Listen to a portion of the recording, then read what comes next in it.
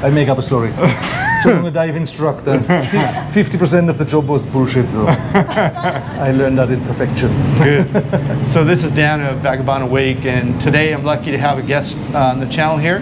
His name is Jojo, and he runs the Brew House here in 𝐒Ⅎ Palawan. And welcome to the channel, Jojo. Thank you. Thanks for having me. So where are you from, and how long ago did you move here? I'm originally from Germany, from the southwest Black Forest region, close to Switzerland and France.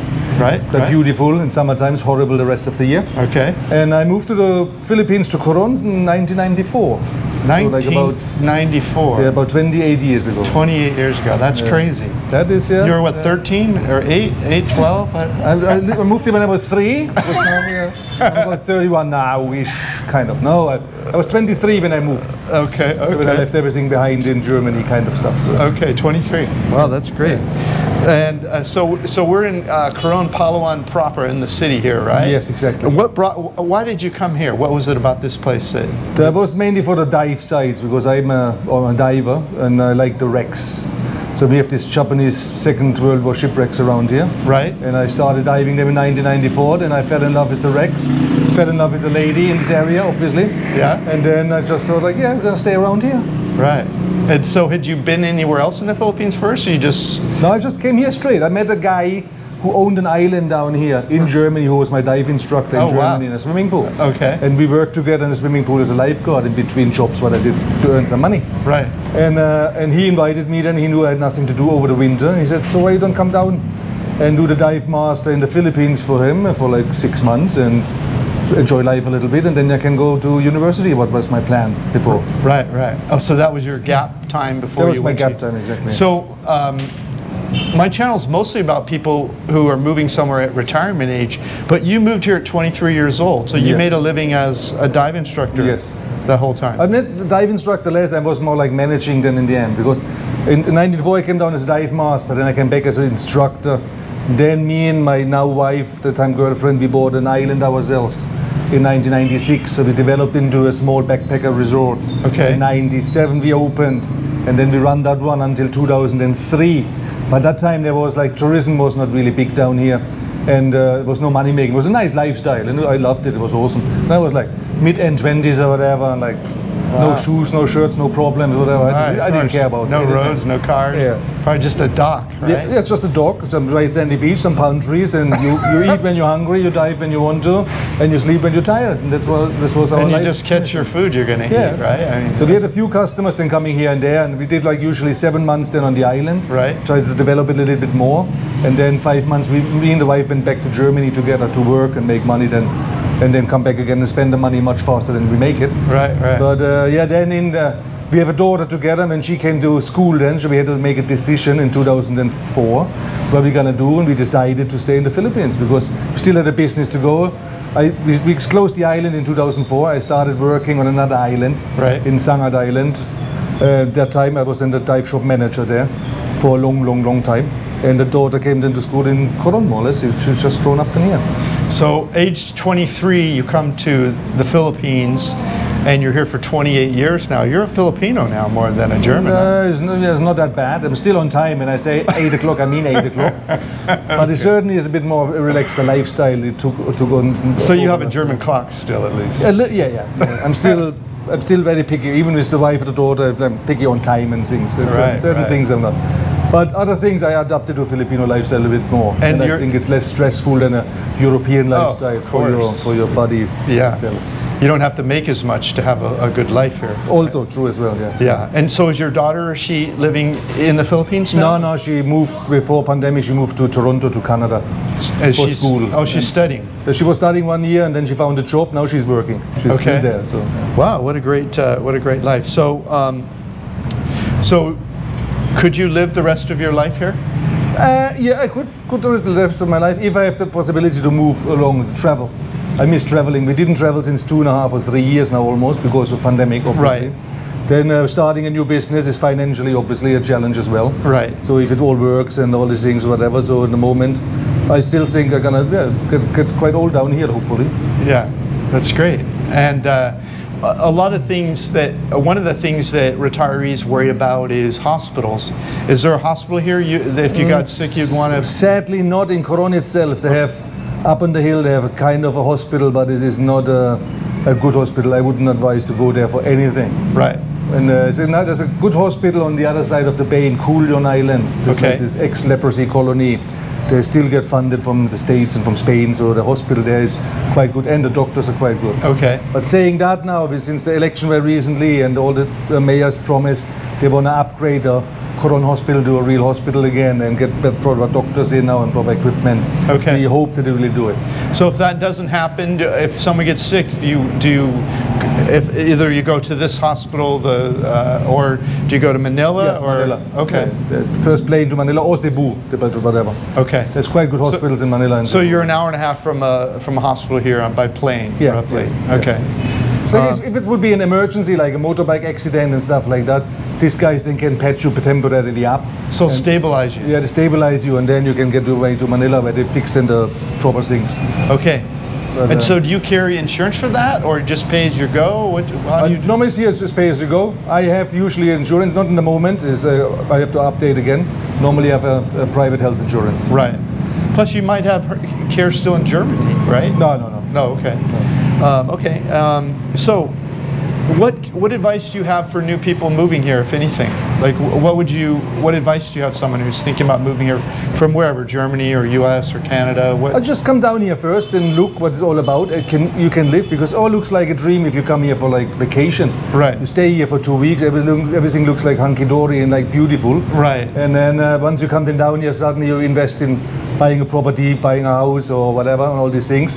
And then suddenly there's like all these hiccups coming, because it's not all paradise in that kind of perspective.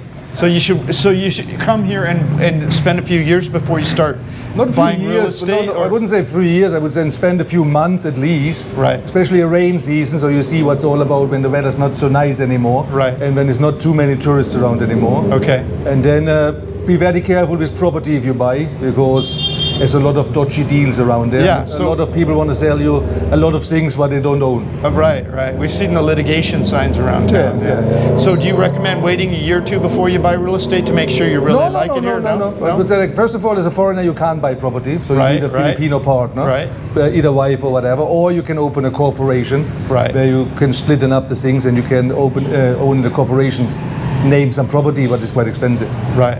Most people do here, the foreigners who don't want to have a business or just like a private residence, you buy on a trustworthy Filipino person and you lease it from them for 50 years. Okay. But you can legally do with lawyers and notary and stuff like that. Right. So then you have you're kind of safe in that kind of way. So just talk to a good lawyer when you get here. Good lawyer and find a trustworthy Filipino. Okay. Like somebody who was less likely to rip you off, somebody who just like put a property in their name and pay them maybe yearly like $500 thank you fee or whatever, blah, blah. Right, okay. And stuff like that. So. Great. And so any advice about marriage or dating in the Philippines? What comes to mind? This is all the same in the world. Again, be careful. Yeah, obviously, because if you're 65 years old and overweight and you get a 23-year-old girlfriend with you, it's obviously a little bit weird, right? It might be love. I'm not saying it's not existing. It can be, but a lot of times the good-looking Filipino lady is looking for a financial backup. Yeah, of course. Let's say it like that nicely. We see a lot in 𝗏𝗏𝗏𝗏. They're looking for a ladder. Yeah, you see it a lot in 𝗏𝗏𝗏𝗏. There's a lot everywhere, but it's also, to be fair enough, most of the girls, they take it as a business. And I think it is. Right. The guy is 65, she's 23, she helps him out when he's older, and so on. And when he then dies somewhere, then she inherits obviously quite a bit of money, and then she starts her own life, I guess. So it's probably, it's a business thing. So it's okay, as long they don't rip them too badly off. You just have to be careful. Yeah, of course. Give it some thought. Yeah. So if you could do it all over again, anything you'd do different? Like, would you have left sooner or saved more? Or No, I would have bought more properties if I would have thought about it. So. Wow, we keep hearing that over and over again. Yeah, because when I arrived here in 1994, the properties was so cheap, it was unreal, right? It was like ridiculous cheap. Right. I bought the island at the time when we had it. We bought it for so cheap. My used Volkswagen Golf in Germany was more expensive than 23-hectare island I had. 23 hectares? Yeah, big. Wow. That was big, right? With White Sandy Beach. So That's huge. And instead of like developing that island at the time, but I spent all my money put into the resort, I should have taken the money and just bought more properties. Right. Especially around Coron here, because before the old days, they wanted 10 pesos a square meter, 20 pesos a square meter, right? Wow. Close to town. Right. Now you're talking about like 5, 6, 7,000 pesos square meter. So that I should have done different, but live and learn, I didn't know. So. Yeah. That's great. So you have a bar here in town, is that right? We have a bar here, me and my colleague, my dive instructor colleague from Sangat. We opened the brewery then, and we opened a tap room in town. So we're serving, it's the only place in town you can get like 5, 6 different kinds of tap beers and stuff like that. It's real beer. It's real beer, yes. Yeah, it's homemade is from us, made in my property. We have the garage we refurbished into a brewery now. Yeah. And we're making the beer there, and we sell it here, either here in Pacifico, where we're in the moment, or in our bar. It's the only places you can get it. Yeah, so if you're in town here, you have to stop by JoJo's. Yeah, it's awesome beer. It's called the Brew House. The Brew House, yes, exactly. Yeah, we were there the other night. It's a nice location. Restaurants around it. It's a lot of food areas around it. You can eat either from us the schnitzels or so. The next door is the Mexican food or pizza place or other things. So. Yeah, it's a great part of town to walk around too. It's quite nice. Yeah, it's quite nice. Yeah. So and Coron is quite safe to walk around as well for tourists. Oh yeah, we haven't had a hint of trouble here. Not at all. Not at all. I never heard anything actually in town about this tourist. Wow, 28 years. Yeah, that's amazing. Or like some phone stolen, of course. Oh like sure, like that, but that happens more likely in Frankfurt or in wherever in New York, or US. On the street or This is Luke, and we met Luke the other night at the bar. The Brew House. The Brew House bar in town, and this is where the magic happens. He's going to show us what they're doing here today. Okay, so this is Nano Brewery for 𝐿 Brewery, and right now I'm circulating hot water around with the grains which we've milled. We're making Bohemian style pills. Okay. So trying to get the temperature down to about 65 degrees. Once that's down to 65 degrees, I'll pop the lid on and it'll sit for 1 hour, slowly recirculating through there. Then once that's finished, we're going to transfer it into this. This is our boil kettle, and then we'll boil it for about 1.5 hours. And once that's finished, we cool it rapidly, and then we transfer it into a fermenter, and then that ferments for 2 weeks. 2 weeks? 2 weeks, and then it's ready. What's the bacteria that you ferment it with? Is it a normal? It's normal brewer's yeast. You know, it's a specific lager one, specially designed for pills, but we have another one for pale ales, we have another one for wheat beer. Right. There's 3 different types we use. Once that's all finished, it's finished fermenting, we take it out of the fermenter, we put it into a keg. Right. And then it goes on to carbonation in our cold room. Oh. Oh wow. Like so. Beautiful. And this cold room sits at about 4 degrees. 4 Celsius. Yep, 4 degrees Celsius, and we carbonate in here. What the finished product goes on this side. Ones with all the tubes on, that's being carbonated with CO2. Oh, I see. Right now, that'll sit there for about 5 days or so, carbonating. That's it, really. It sounds easy, but your beer is really good. Thank you. So you've de-simplified it, but there must be some magic that oh yes, trial and error. Very, very technical. Yeah. No, it's like cooking. Once you know what you're doing and you have your process, and you make sure you have to be very clean, because you don't want any outside bacteria coming in and affecting the process. So as long as you follow your recipe and you have your station set out and you keep it clean, you shouldn't have a problem. So how long have you been here in Coron? Since 2011. 2011, and you were a dive master? Dive instructor, yeah, and for were you, 8 years. 8 years. And were you brewing beer on the side at that time, or? Myself, I was working with JoJo. Right. And we were brewing beer for ourselves on the island. Right. Because there's only so many San Miguel's you can drink over 8 years. Right. San Miguel's a good beer. Right. It's nice to, when you come from Germany and England, it's nice to have a, so you're range UK. of beers to drink. Yeah, I'm from the UK. Oh, cool. So we started brewing on the island, and then it just sort of snowballed from there, really. I mean, when the resort closed and COVID happened, this is what happened for us, Yeah. We started the brewery. Yeah, it's during COVID, the brewery probably was a big source of income because there weren't many divers around, right? I wouldn't say it was a source of income, but it was something to keep us going, and to a brand and a brand to build, and to give us a chance to really dial in our recipes and get them, how we want them. Right. Ready for when the tourism came back. So it was a bit of a gamble, but cool. Seems to have paid off so far. You going to be at the Brew House tonight? I'll probably swing by at some point. Yeah, well, maybe we'll see you there. Thanks for the tour. Cheers. Thanks, mate. Appreciate it. Take care. Yeah, you too. And here's the Brew House dog here. Brew House dog. Now, how many beers do you drink per day? How many? 4, 6, huh? With that beautiful physique, you got to be drinking a beer or two here and there, right? He's not allowed more than 6 beers. Huh? He's not allowed more than 6 beers. 6, that's her max? 6 beers, otherwise he can't drive anymore.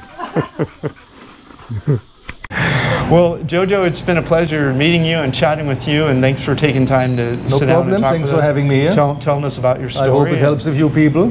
Yeah. And if you have anybody more questions, just tell them to contact me. And Totally. Just go into Jojo's bar. He's in there unless he's brewing at home. And Sean? His place. Have you mentioned the place? Oh, you mean, yeah. He also, we have another video out where Jojo has 3 units, and you can go to Airbnb and rent them, or you can go to his Facebook page. We'll give you both links, and you don't have to pay the Airbnb fee that way. Make sense? Yeah, it makes sense. Yeah. So, and he's a great guy. So, and we met his dogs. You should see his 2 dogs. They're he has a watchdog there to protect you. Not that you need it, but they're fun to play with. They protect you from nothing. When they help you carrying the stuff out of my house, maybe. Maybe the food out of here. Yeah, that's more likely. Well, thanks, Jojo. No problem. Pleasure that you had me. Thank you so very much. Thanks for watching. Bye-bye. Bye-bye. Hey, if you liked our video, please like, comment, or subscribe. Any of that would help our business. Thanks so much. Thank you so much. Click the link in the notes below this video to get a copy of this content. Plus, grab a free copy of my ebook, How I Fired My Boss and Traveled the World for 13 Years. While you're there, check out our catalog of retired cheap reports all over the world and our hobby income course that we just released. Thanks so much.